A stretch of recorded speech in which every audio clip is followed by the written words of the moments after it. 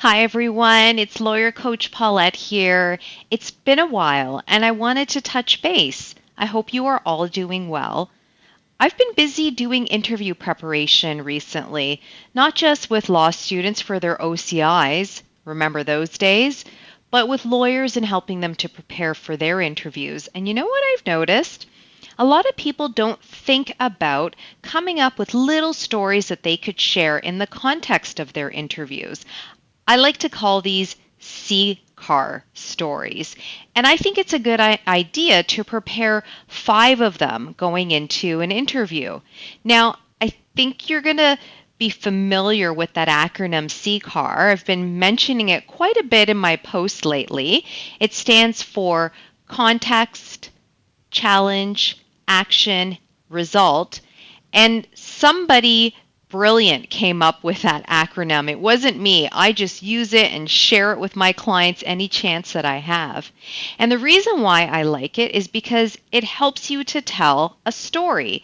You mention the background through the context, you mention a problem through the challenge that arose, you talk about the action that you took, so as the protagonist in that story, and then the outcome, the result. So you have a little mini story wrapped up in the CCAR acronym.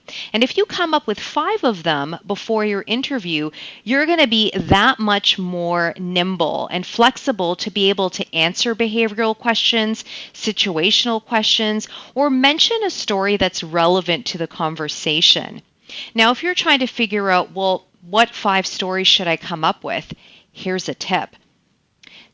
Come up with 5 skills that are necessary for this job. You might have found them in the job posting in the qualification section, or you might actually just, use your own reasoning abilities to come up with the 5 skills that you think are necessary to execute this job.